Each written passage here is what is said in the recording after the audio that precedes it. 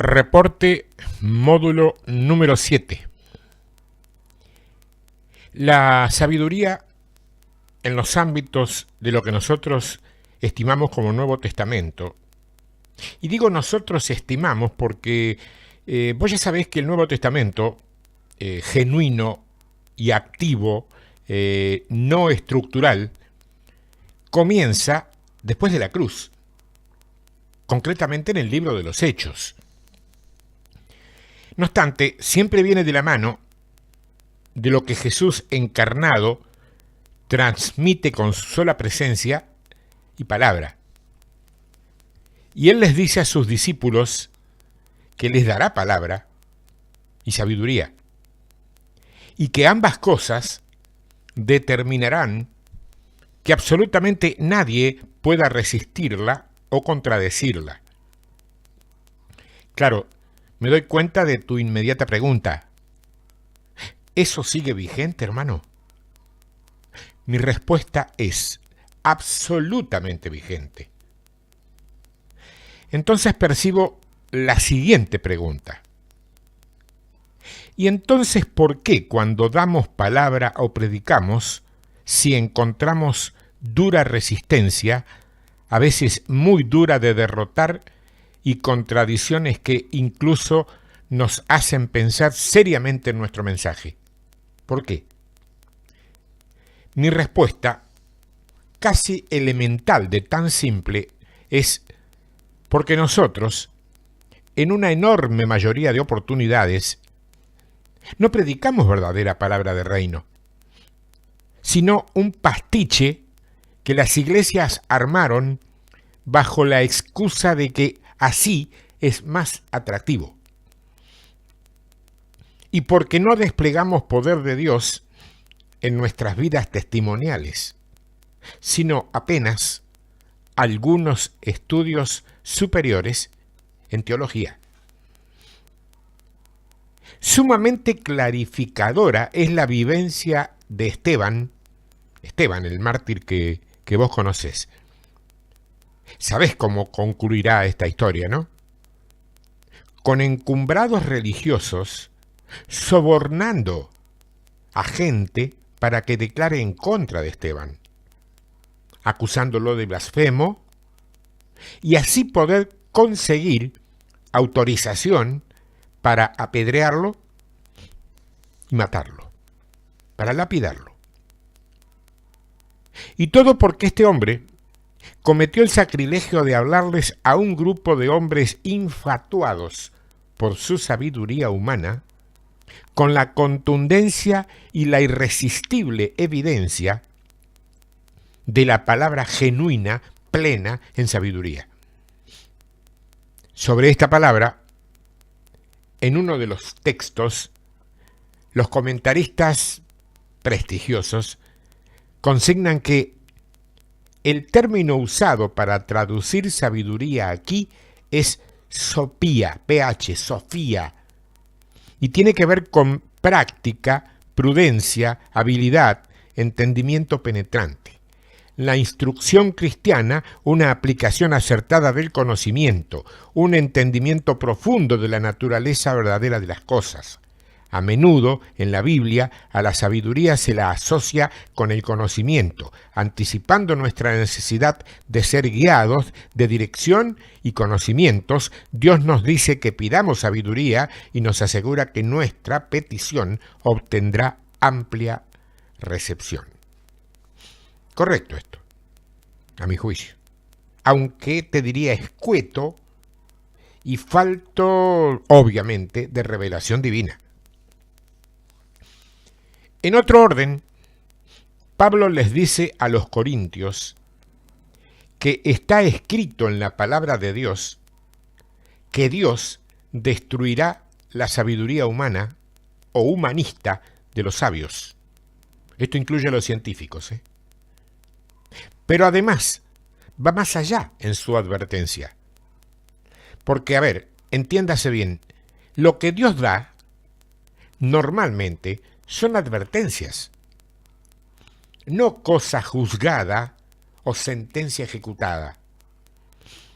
Si alguien se arrepiente y vuelve sobre sus pasos, Dios va a retirar esa advertencia y el perdón va a llegar de inmediato.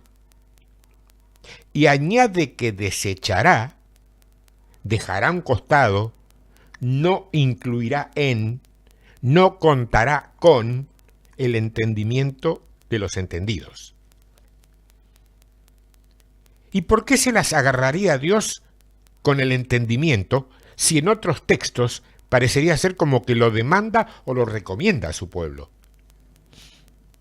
Claro, porque el entendimiento que Dios demanda a su pueblo es el que su pueblo encontrará si lo busca en la intimidad a Él y permite que su Espíritu Santo lo llene y lo plenifique. El que aquí dice que desechará es un entendimiento que proviene de la sabiduría de los hombres, de las aulas, de los claustros universitarios, que no sería nada malo en absoluto en sí mismo, sino incluso útil y recomendable, pero para añadir a la unción y para añadir a la guía del Espíritu, jamás, nunca para reemplazarla. En una oportunidad, en un foro organizado para hablar del calentamiento global y toda esa historia relacionada con los deterioros de lo que llamamos nuestro ecosistema, vos sabés que salió de modo casi casual el tema de la maravilla del avance científico en contraposición con lo que normalmente llamamos las supercherías de la religión, dijeron. No supercherías de la cultura, supercherías de la religión. Obviamente me apuntaron a mí con una bazuca y se dispusieron elegantemente, sin perder la sonrisa, a destruirme. No a mí. De hecho, no tengo entidad para tanto, sino lo que yo podía representar. Los argumentos fueron seguramente los que ya conoces. Ellos hablando de la o las iglesias y sus engaños, abusos y toda esa hierba mala que aquí ya tratamos. Y mientras tanto yo, hablando del Señor, sin pasar por los ritos, ni tampoco por las tradiciones inventadas por los hombres, sin su aprobación ni permiso. Pues sabes que llegó un momento tan tenso, para ellos, yo te confieso, no, para ellos fue tenso, para mí yo tenía una tranquilidad que me asombraba a mí mismo, ¿no? Que descargaron la idea atea más antigua de la historia. Me dijeron con bastante altanería y no disimulada soberbia: muy bien, si vos nos demostrás aquí mismo, que Dios existe y nosotros podemos evaluar si creer en Él o no, punto 1.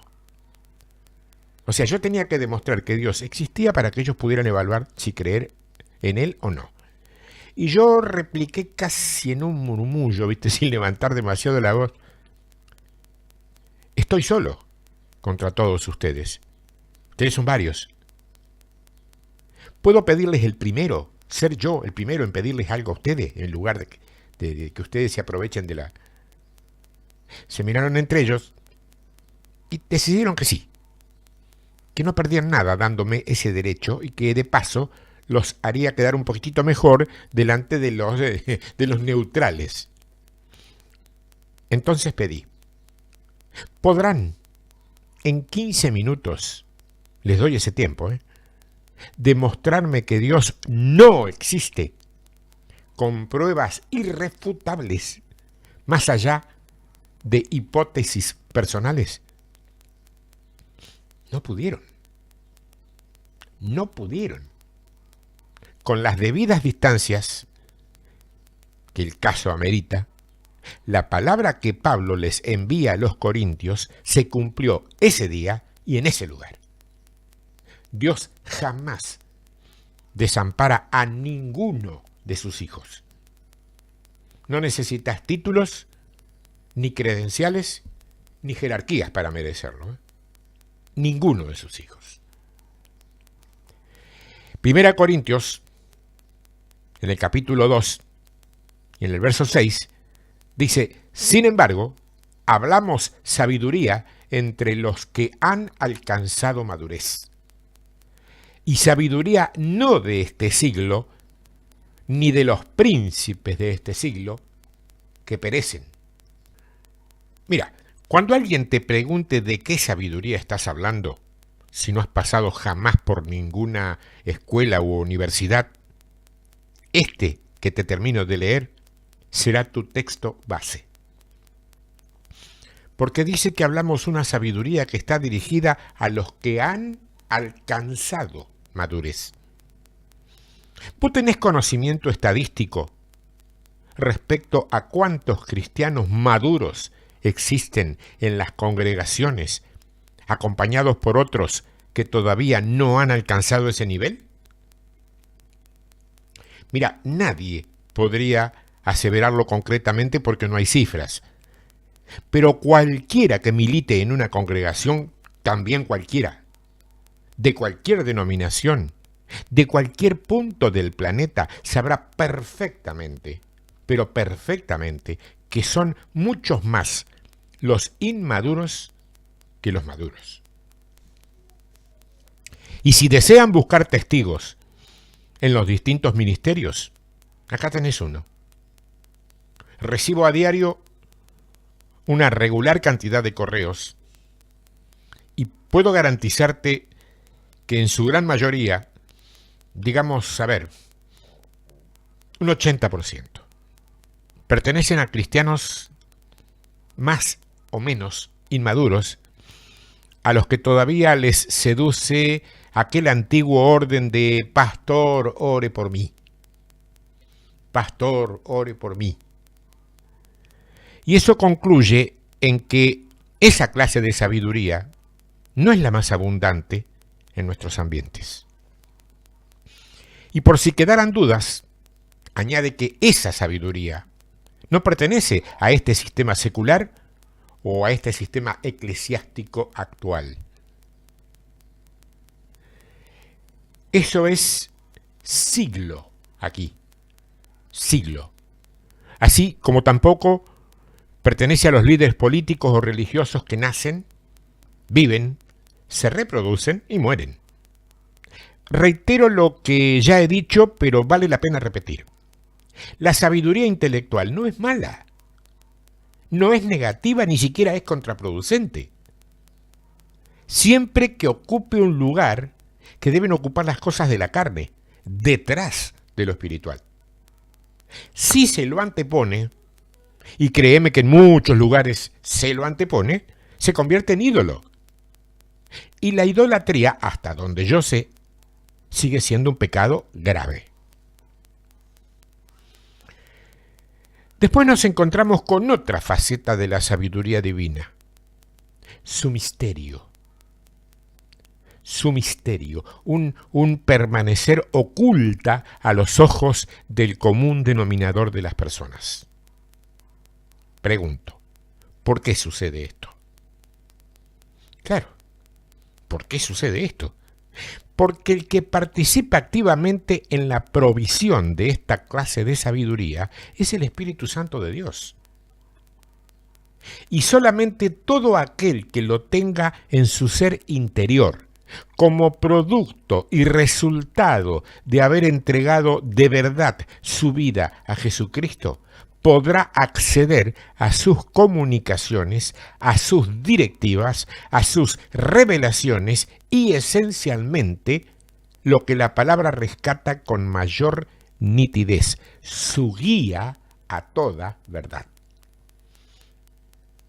Es sencillamente imposible pensar que alguien no convertido, incrédulo, impío y con barrera indestructible ante Dios, como es la del pecado activo, podría acceder a la acción del Espíritu Santo, como no sea la única que les es posible, la de darle convicción de pecado.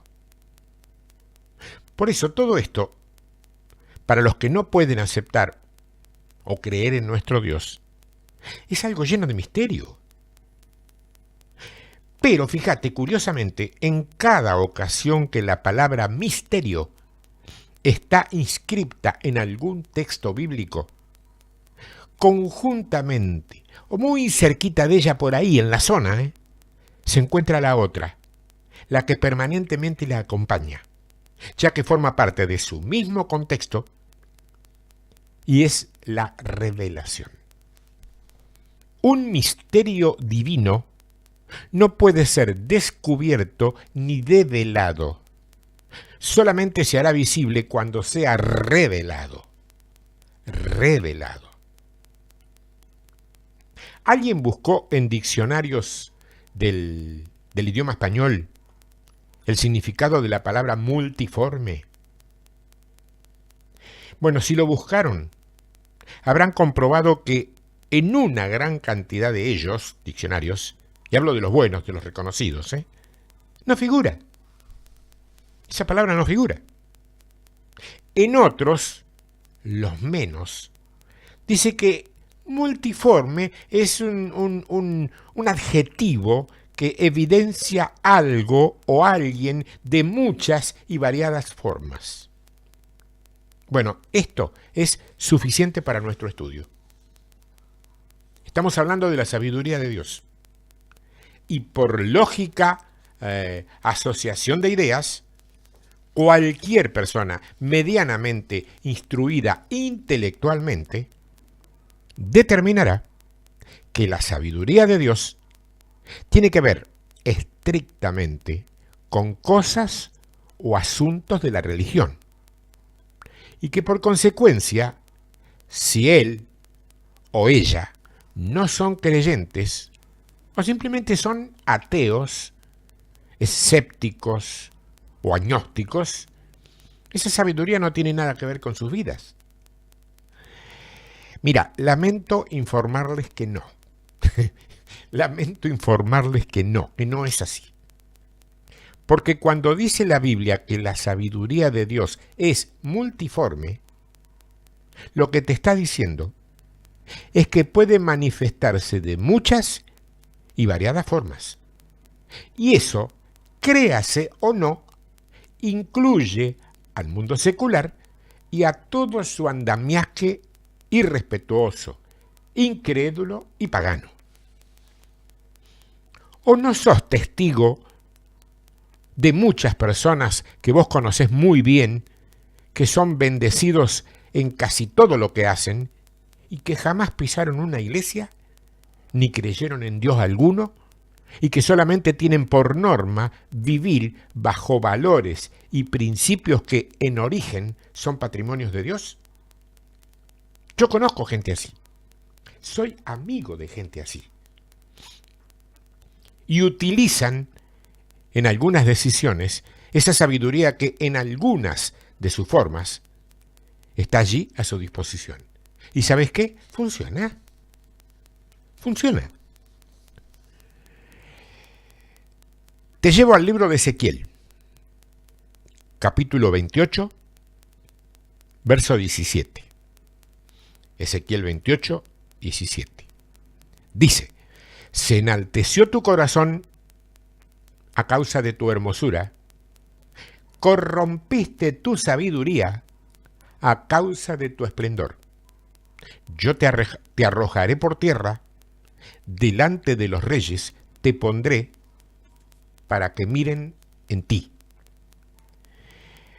Si has leído atentamente el contexto donde está inserto este versículo, sabrás que a quien se está refiriendo aquí es a Lucero o Luzbel, tal como se llamaba antes de la caída, ese ángel hermoso, el más hermoso de la creación, se ha dicho, que luego fuera a convertirse en el tenebroso Lucifer, adversario de todo hijo de Dios y por ese motivo, porque eso significa la palabra, denominado Satanás.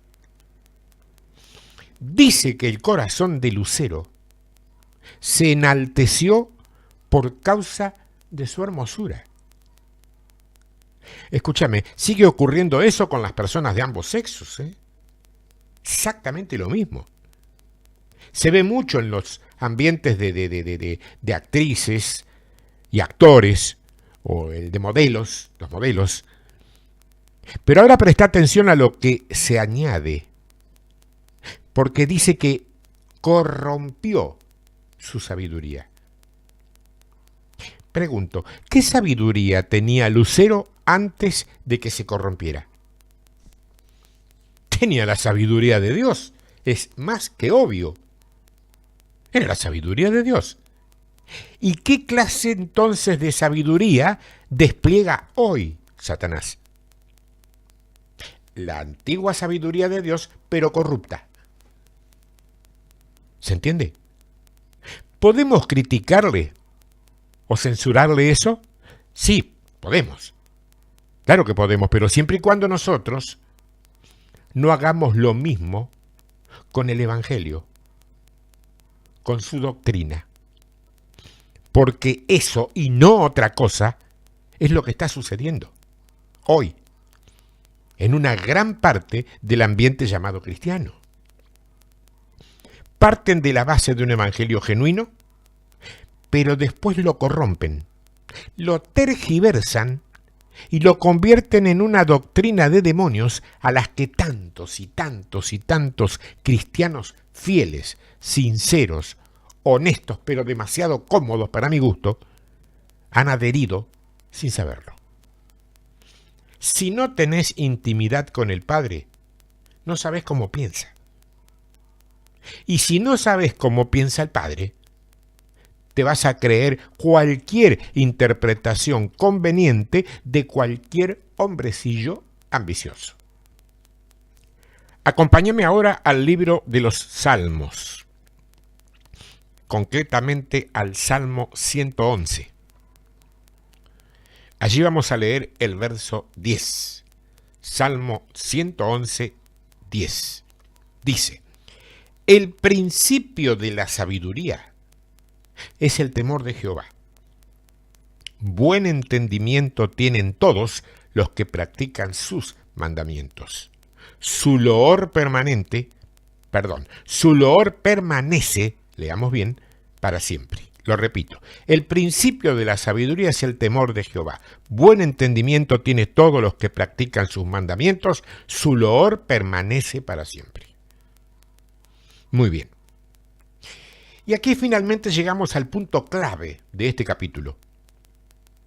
La manera de acceder a esa sabiduría divina. Porque nos hemos pasado varias páginas leyendo algunos versículos que hablan de ella, pero que la comparan, que la proyectan, que la personifican y que la separan convenientemente de otras sabidurías mundanas o diabólicas directamente. Pero claro, nos estaba faltando esto. Poder saber de una vez por todas cómo hago yo, un pequeño cristiano sin demasiadas luces, como la gran mayoría que hoy por hoy poblamos las congregaciones, para acceder, ¿cómo hago yo? De la medianía, de todas las medianías, para acceder a esa sabiduría tremenda y portentosa, y de ese modo poder empezar a ser verdaderamente útil para el reino de Dios. Y de esa manera también, al mismo tiempo, empezar a ser menos útil al líder de turno en la congregación que corresponda. Porque cuando vos empezás a ser útil de verdad a Dios, le perdés utilidad al líder a veces. Cuando coinciden las dos cosas, gloria y regloria a Dios. Pero no es lo que se ve en mayoría. La explicación, la hoja de ruta, la cabecera del manual, dice que es su principio. ¿Y cuál es el principio? El temor de Jehová. Eso dice, el temor de Jehová. Vamos a ver. ¿Me están queriendo decir que si yo le tengo miedo a Dios, eso significa un comienzo de mi sabiduría divina? ¿Eso me dicen? No, para nada, en absoluto te quiero decir eso. Primero, porque no es miedo lo que Dios te está pidiendo, es temor santo. Y no es lo mismo. No es lo mismo. Porque el miedo, así como lo menciono, no es patrimonio de Dios. Es de Satanás. Él es el líder del imperio del miedo. Está escrito. No es el dueño él del imperio del miedo y la muerte. No es algo esa muerte a lo que todavía le tienen miedo millones y millones de personas en el mundo, a las cuales deberíamos añadirle algunos cuantos cristianos. Ese es el miedo satánico. Ese es el miedo que es echado fuera por lo que la Biblia denomina como amor. ¿Viste que dice el amor echa fuera todo temor? Pero que se extrae de la palabra ágape y que se traduce realmente como carácter. Carácter de ser y sentirse parte del reino de Dios. Eso es ágape. Eso es la traducción de esa palabra amor utilizada ahí. Y eso, carácter de ser y sentirse parte del reino de Dios, es lo que echa fuera cualquier clase de miedo.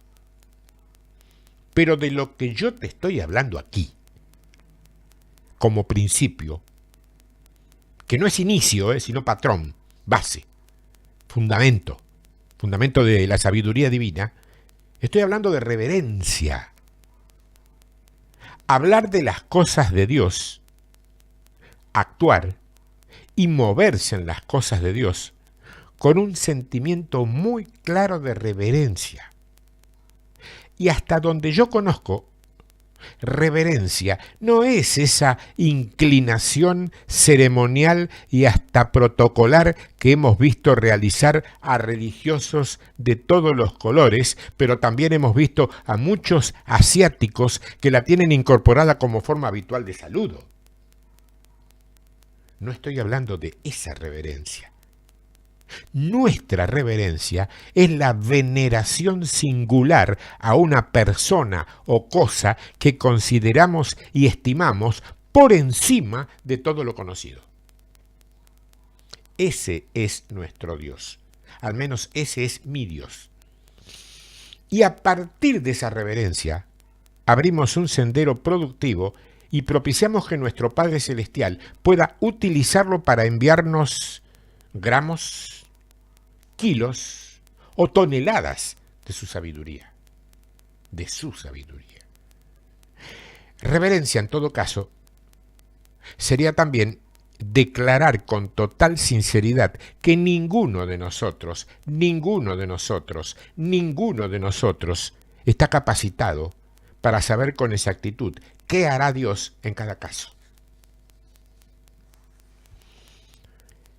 Y de ahí pasamos a lo que se puede hacer con esa sabiduría. Claro, de hecho, para poder acceder a ese grado de entendimiento que te permita actuar y bendecir a 1, 100 o miles con esa sabiduría, debes guardar en todo lo que te sea posible sus mandamientos. ¿Los antiguos 10? Sí. Y también los más actuales que encontrás en todos los evangelios. Pero es que hay mandamientos, hermano, que definitivamente el hombre no puede cumplir. Claro. Obvio que es así. Pero lo que Dios desea es que lo reconozcas y le pidas ayuda a Él. ¿Quién ya sabe que vos solo no podés? Él ya sabe que vos solo no lo podés hacer. El que no termina de decidirse a reconocerlo sos vos. Por eso, Él sigue sin poderte usar en todo tu potencial. Pregunto, ¿eso no se llama humildad? Se llama humildad. Y no es una actitud visible o externa, es un corazón contrito, quebrantado y dispuesto. Un corazón contrito, quebrantado y dispuesto. En suma, un corazón conforme al corazón de Dios. Como el que tenía David. como el que tenía David, que no fue precisamente un hombre que cumpliera con todos esos mandamientos, ¿eh? Lo sabemos. Bueno, con eso en mente, es como vos y yo podemos caminar por senderos de utilidad divina y manifestaciones poderosas. Porque la palabra nos dice que sin poder de Dios manifestado, el Evangelio es vana palabrería. Así que habrá que tenerlo muy en cuenta a la hora de proseguir con la próxima oración ministerial. Te doy la postdata del capítulo. Mira, cuando pedí sabiduría, sabes que en algún momento se me cruzó por la mente la idea de, casi cinematográfica, ¿no? De un halo visible, luminoso, etéreo, pero comprobable, saliendo de un enorme trono instalado en los cielos, viajando, ¿qué te digo?, a la velocidad de la luz o más, en dirección al planeta y llegando a mi cabeza como una especie de imposición divina restauradora y potenciadora. Lindo, ¿no? Lo lamento muchísimo, no funcionó así. No funcionó así. Mira, en apariencia visible, no sucedió absolutamente nada. Ni en el momento en que hice esa oración, ni en el minuto siguiente, ni en el día siguiente, ni en la semana, ni en el mes. Solo un detalle. Al responder un correo con una consulta muy compleja y muy delicada, habiendo orado por una respuesta, que es lo que generalmente hago, lo que escribí salió más rápido de mis dedos en el teclado que en mi mente. Supe, ¿qué te digo?, casi al instante, que esa respuesta iba a desestructurar al receptor. Porque tuve certeza total, que era dirección de Dios por mi intermedio y sin ningún mérito personal. Y oh sorpresa, con una enorme cuota de sabiduría. De más está decirte que pude enterarme que fue así. Capítulo 4. Título: Asistí a una iglesia. Asistí a una iglesia.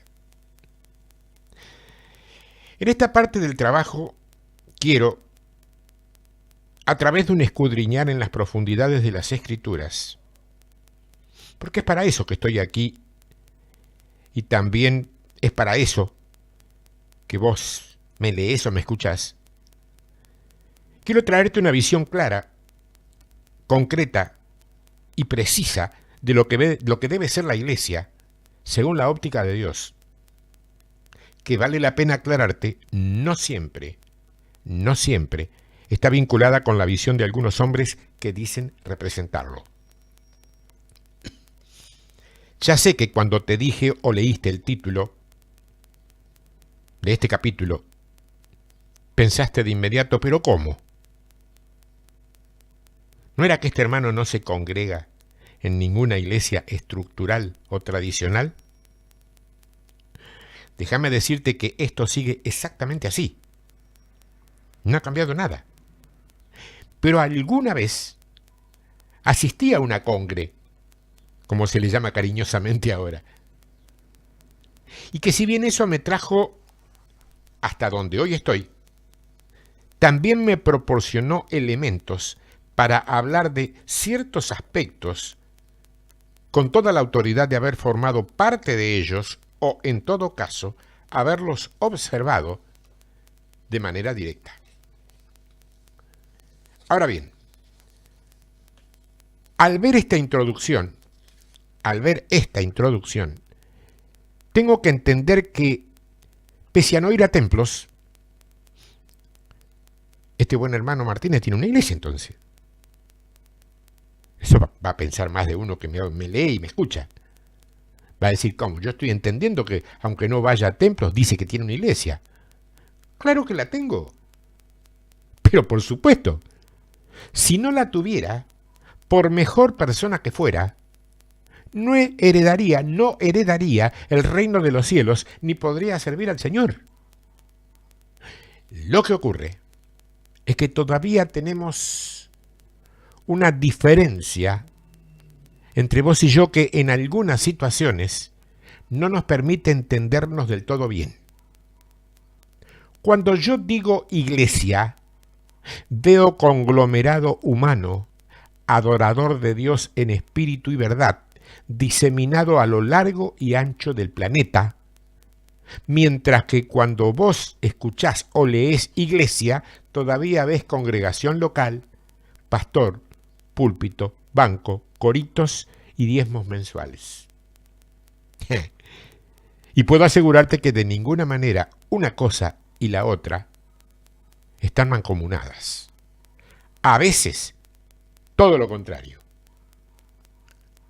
Suerte que solamente a veces. Déjame decirte una vez más, y que sin que siquiera se me pase por la cabeza molestarte a nivel de ofenderte, sino recordártelo para que, si vas a militar aquí con deseos de aprender, aprendás y seas bendecido por lo que aprendas. Definitivamente de la iglesia que voy a hablar de aquí hasta el final del capítulo es de la iglesia del Señor. Y no la del señor Martínez, ¿eh? Si es que hubiera por ahí un señor de apellido Martínez que pretenda tener una iglesia propia. Quizás lo haya, porque el apellido, justamente, si la hay es porque tuve la enorme fortuna de nacer con un apellido un tanto corriente, ¿viste? Por no decir vulgar, que suena como ofensivo para las memorias de mis ancestros, de hecho. Benditos sean los Martínez. El caso es que él lo dejó escrito. Lo puso en el libro como para que nosotros, usando la mente, la sagacidad y el hambre que por su gracia nos fue dada para el conocimiento de la verdad, no nos equivoquemos y no construyamos una imitación que se parece a la iglesia, pero que no es la iglesia. Muchas veces te he dicho que la Biblia es un compendio de relatos literales que guardan principios espirituales que solo con la unción del Espíritu Santo están vos y todos los que hayan sido llenados con su presencia, te capacitan para encontrar, leer, conocer, creer y poner por obra esos principios. Pero que sin la llenura o la participación del Espíritu Santo es letra, y la letra es fría, y la letra mata, dice la palabra. Bueno, es el momento de ir al encuentro de esos relatos y de esos principios. Quiero hablar de algunos puntos para la lámpara genuina. Es una lámpara. Punto primero. ¿Qué me respondes si te pregunto si sabes lo que es el candelero o el candelabro? Yo creo que inmediatamente y por poco que sepas, me vas a contestar que es una especie de portalámparas o soporte sobre el cual se colocaba la lámpara para una mayor iluminación. Bueno, a esa información a lo mejor le agregás que en las sinagogas modernas hoy todavía figura la imagen del candelero como un elemento de culto indispensable, sagrado y venerado. Yo no te voy a desmentir absolutamente nada de lo que dijiste y voy a reconocer tus conocimientos intelectuales. Te voy a decir correcto y te voy a calificar de 1 a 10, 9.50. Pero si vemos a la Biblia y la vemos como lo que es, un verdadero arsenal, depósito de principios espirituales encerrados, escondidos en relatos históricos y literales, ahí vamos a tomar contacto con la tipología de Dios, con la simbología que parece inundar todo el ámbito de la Escritura, tanto en el Antiguo Testamento como en el Nuevo, donde la parábola de Jesús forma parte activa de su mensaje. Y en este concepto es donde nos vamos a encontrar con algo muy distinto a ese artefacto nacido hace tantos años y que todavía, si visitamos una sinagoga judía, podemos ver materializado tal cual se le ordenara hacerlo al pueblo de Israel. Y no es mera interpretación de hombres místicos lo que te voy a dar, es revelación de Dios a través de su propia palabra. Revelación de Dios a través de su propia palabra. Lo primero que vamos a leer se encuentra en el libro de Apocalipsis, capítulo 1, primer capítulo del libro de Apocalipsis, también llamado libro de las revelaciones. Leemos el verso 10. Yo estaba en el Espíritu en el día del Señor. Yo estaba en el Espíritu en el día del Señor y oí detrás de mí una gran voz como de trompeta que decía: yo soy el Alfa y la Omega, el primero y el último. Escribe en un libro lo que ves y envíalo a las 7 iglesias que están en Asia, a Éfeso, Esmirna, Pérgamo, Tiatira, Sardis, Filadelfia y la Odisea. Verso 12. Y me volví para ver la voz que hablaba conmigo, y vuelto vi 7 candeleros de oro, y en medio de los 7 candeleros a uno semejante al Hijo del Hombre, vestido con una ropa que llegaba hasta los pies y ceñido por el pecho con un cinto de oro. Antes de continuar, quiero mostrarte 2 cosas para que tengas en cuenta leyendo las cartas a esas 7 iglesias. Es indudable que con alguna de ellas vas a comparar o vas a identificar la tuya, la local, esa a la que vas cada fin de semana y que tiene sus cosas favorables y que tiene sus contras. Vos las conocés. Con lo que tienen para aplaudir y con lo que tienen para censurar. Sin embargo, lo que esto nos muestra es que esas 7, y te recuerdo que 7 es el número perfecto, es el número de lo completo, esas 7 iglesias son un prototipo, un modelo de la iglesia global, corporal y entera. En suma, la única iglesia que Dios ve desde su sitial. Y eso es así porque no se trata de algo literal, físico y material. ¿Y cómo lo sé? Es una buena pregunta, la duda, ¿cómo lo sabe? Porque Juan, fíjate que Juan dice que él allí estaba en el Espíritu, no estaba en la carne. Él lo aclara, lo puntualiza. Lo segundo es para que también tomes nota, porque después vas a encontrarle significado transparente y visible. Lo segundo. El verso 13 dice que a ese semejante al Hijo del Hombre, que es Cristo naturalmente, Juan lo ve en medio de esos 7 candeleros.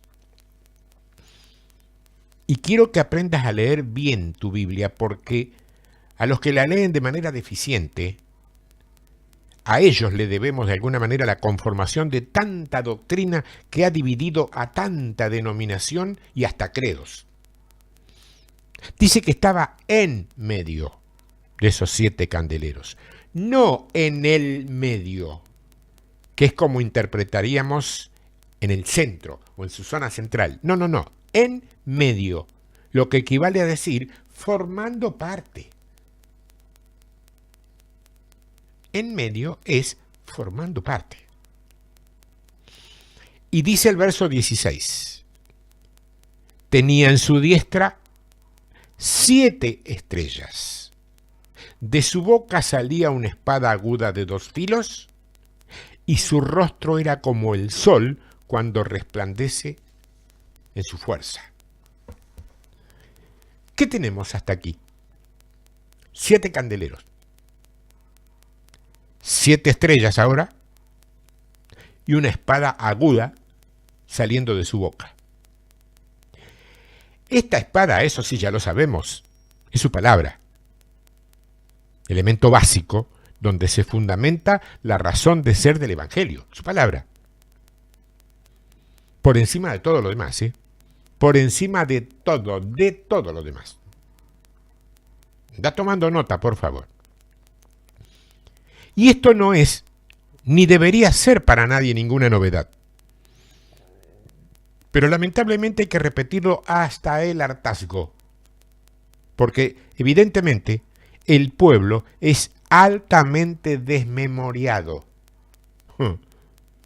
La Biblia lo dice no menos de 100 veces. Pero, ¿y las 7 estrellas? ¿Y los 7 candeleros? La misma palabra va a darte la respuesta. Acompáñame al verso 20. El misterio de las 7 estrellas que has visto en mi diestra. Te recuerdo que aquí que diestra, acá, significa autoridad y poder, ¿no? El misterio de las 7 estrellas que has visto en mi diestra y de los 7 candeleros de oro. Las 7 estrellas son los ángeles de las 7 iglesias. Esto te está hablando de la cobertura, de la potestad que está sobre la iglesia. Entender como se ha entendido que se refiere al pastor de una congregación local no es solamente reducir la majestad de Dios a una congregación de barrio, sino también proyectar fuera del modelo bíblico de la iglesia primitiva a uno de los 5 ministerios sobre la cual fue edificada por gracia de Dios y no por mérito de hombre. Y concluye diciendo el verso 20, y los 7 candeleros que has visto son las 7 iglesias. Es decir, que si el candelero, según el Señor, es tipología concreta y visible de la iglesia, lo que tenemos que hacer entonces es bucear, hacer caza submarina, investigar y escudriñar al candelero en toda su magnitud, y ahí vamos a tener la visión clara, la revelación perfecta de qué es lo que en verdad Dios quiere que su iglesia sea. Porque es demasiado fácil, claro, que yo salga a decir cómo me gustaría a mí que fuera la iglesia. Pero resulta ser que la iglesia no es mía. Es del Señor. Y tendrá que ser Él quien determine los rudimentos. Y yo, como parte integrante, simplemente obedecer. Por eso, lo primero que vamos a revisar es la construcción del candelero. Es decir, vamos a examinar zonas profundas. Vamos al libro del Éxodo, capítulo 25. Vamos a leer el verso 31. Éxodo 25, 31. Dice, harás además un candelero de oro puro. Quiero que entiendas bien. Quiero que prestes atención a los más mínimos detalles, porque esa es la forma de acceder a las revelaciones del Espíritu de Dios. No dice simplemente oro, dice oro puro. Vos sabés que el oro es el símbolo de lo inalterable, ¿no? De lo eterno. Pero para que sea puro, tiene que ser refinado. Y para que sea refinado, atención con esto, tiene que ser purificado pasando por un horno de altísima temperatura. Por lo tanto, el primer punto de lo que Dios quiere sea su iglesia, lo podríamos resumir así: pura, inalterable y resistente al horno de la prueba. Ahora veamos. Conjeturemos un poco sin riesgo de establecer doctrinas sobre bases conjeturales, ¿no? Ha pasado eso. ¿En qué podría la iglesia del Señor tener que resistir a un horno de prueba? Mirá, indudablemente, la única respuesta posible que tengo es la relacionada con las tentaciones provenientes del mundo secular. ¿Y en qué podría ser tentada la iglesia genuina por un mundo incrédulo, impío y pecador? Prosiguiendo con una simple conjetura sin base real alguna, creo que con lo único que podría tentarse esa iglesia es con la posibilidad de acceder a un poder humano muy grande, para en todo caso sumarlo al poder de Dios que supone poseer. Pregunto, ¿sabrá la iglesia que eso es equivalente a adulterio? No lo sé. Pero lo que sí sé es que allí es donde va a necesitar pureza e inalterabilidad de conducta. Palabrita difícil, la vamos a leer de nuevo cuando son difíciles. Pureza e inalterabilidad de conducta, conducta inalterable. Y sigue diciendo el versículo: labrado a martillo se hará el candelero. Labrado a martillo se hará el candelero. Vos sabés que hacer algo a martillo habla de trabajo personal, creativo, artesanal. Los golpes son necesarios. Punto segundo. La iglesia no es producto de moldes ni de fabricación en serie. La iglesia es artesanía de Dios. ¿Alguien puede tener al menos una vaga idea, vaguísima, del valor que tiene una artesanía en comparación con un elemento similar fabricado en serie? Yo creo que por lo menos 100 veces más. No, a lo mejor no lo están percibiendo, cobrando así los artesanos reales, pero eso simplemente por una cuestión de mercado, de oferta, demanda, o porque la gente no tiene el dinero en el bolsillo que debe tener, pero no porque no lo valga. Bueno, esto es para que vos te lo grabés y lo tengas en cuenta. Esa es la diferencia entre la iglesia del Señor, la genuina, y su imitación babilónica más corriente y abundante. La artesanía con lo hecho en serie. Una tiene un valor inestimado, la otra se vende por monedas. ¡Wow! Labrando a martillo se hará el candelero. Su pie, dice después, es decir, su base, su fundamento, su caña, o saben, la caña es el armazón, es decir, habla de la estructura orgánica. Sus copas, la copa es el recipiente para el alimento, el vino la revelación, el agua vida. Sus manzanas, esto es el fruto, y sus flores, es la vista externa, el adorno, lo que se muestra, el testimonio global, serán de lo mismo. Resumiendo este último, serán de lo mismo, implica algo que está construido del mismo material, con la misma esencia, en unidad aleatoria y funcional. lo que te dice entonces es que la iglesia deberá tener unidad entre su creación, sus bases, su estructura, su alimento, su fruto y su testimonio. Dice el verso 32. Y saldrán 6 brazos de sus lados, en plural. 6 brazos de sus lados. 6 es el número de hombre. Y el brazo es el elemento ejecutor. El hombre y el elemento ejecutor. Dice después, 3 brazos del candelero a un lado y 3 brazos al otro lado.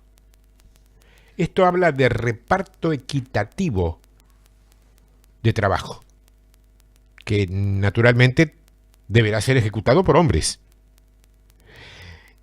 Recordá esto, y si no lo sabías, aprendelo. Dios es espíritu, ¿sí? Y un espíritu, sea bueno o malo, de Dios o del maligno, un espíritu siempre necesita un cuerpo para manifestarse. Acá, en el planeta Tierra. Verso 33. 3 copas en forma de flor de almendro en un brazo. Vos sabés que el almendro simboliza al espíritu pionero, ya que era un árbol temprano que anticipaba a todos los demás. El almendro.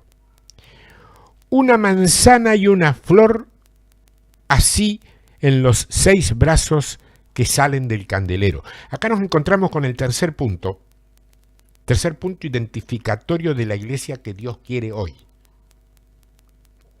Deberá ejecutar el plan de Dios con un espíritu pionero y con las tareas repartidas conforme a Efesios 4:11. Basta de iglesias estilo partido de fútbol, donde 22 personas transpiran la camiseta hasta el agotamiento y 60.000 se sientan cómodamente en las gradas a observar, celebrar de vez en cuando y criticar la mayoría de las veces. En el fútbol eso puede ser posible, a lo mejor hasta atractivo, como pintorequismo cultural, pero en la iglesia ni lo sueñes. Eso no es Dios. El término reparto aquí, mientras tanto, equivale a los 5 ministerios. Los 5 ministerios en los cuales se fundamentó la iglesia primitiva y en los cuales deberá volver a recalar, desestimando el invento humano de un solo ministerio, liderando a todos los demás. Entonces la pregunta viene de inmediato. Pero hermano, entonces, ¿existe o no existe el ministerio del pastor? Existe. ¿Cómo no existe? Está escrito. Pero no es de ninguna manera el líder de los demás. Eso es lo que no está escrito. Dijo Dios que su iglesia operaría con 5 ministerios. Jamás dijo ni enseñó que uno de ellos debería someter a los otros 4. Podría haberse acercado en algo el apóstol, pero no está claro si era permitido. Eso, entonces, es hombre. Los frutos de eso, una consecuencia, que vos y yo vemos por igual, que no necesitamos mencionar, vos conocés y yo también. Verso 36. Sus manzanas y sus brazos serán de una pieza. Todo ello una pieza labrada a martillo. Este es el cuarto factor a tener muy en cuenta en el siglo XXI. La iglesia será compacta. La iglesia será compacta y eso significa que será sin remaches, sin parches, sin trozos pegados. O sea, de un solo bloque, inalterable. La iglesia del Señor no puede ni debe, como cuerpo de Cristo, como cuerpo de Cristo en la tierra, o como institución altamente representativa, si vos querés, elaborar sus conceptos en base a triquiñuelas o chicanas, como se le llama a lo que se hace en política. Y no deberíamos aspirar a que con sus rutinas le resulte simpática o antipática a la sociedad secular en la que se encuentra. Y mucho menos buscando caer simpáticos, porque eso sería como suponer que el ministerio de Jesús era simpático a los paisanos de su propia tierra, pero ni lo sueñes, ni lo sueñes. Ellos fueron los que se decidieron por salvar a Barrabás y mandar a Jesús a la cruz, sin ninguna acusación clara. ¿Qué les va a caer simpático? Estas estratagemas antipáticas y de bajo relieve podrán ser medianamente soportadas en ámbitos seculares, pero jamás en la Iglesia, porque a ella le están vedadas simplemente porque la Iglesia tiene que ver con el Dios Todopoderoso que no admite dobles mensajes ni discursos. Eso es verdad, hermano. Pero yo veo en mi iglesia un alto grado de política para poder acceder a posiciones jerárquicas superiores. ¿Y cómo lo hacen? ¿Cómo lo hacen? Lo hacen eligiendo a sus propios líderes mediante asambleas donde la mayoría decide con su voto. Ahora entiendo, eso tampoco es Dios. Aunque se haga en su nombre, y hasta se llegue a decir que Él pone la voluntad de votar o no votar. Escúchame, cuando eligen el Papa, los católicos romanos también aseguran que el nombre lo decide el Espíritu Santo. Cuando los discípulos eligieron a Matías para reemplazar a Judas, arrojaron aquellos huesitos llamados suertes, ¿te acordás? Y después también salieron a decir que era Dios quien lo había decidido. Para nada, pero para nada. Dios ya estaba levantando a Pablo. Y fíjate, de Matías jamás se vuelve a hablar en todo el resto de la Biblia, mientras que de Pablo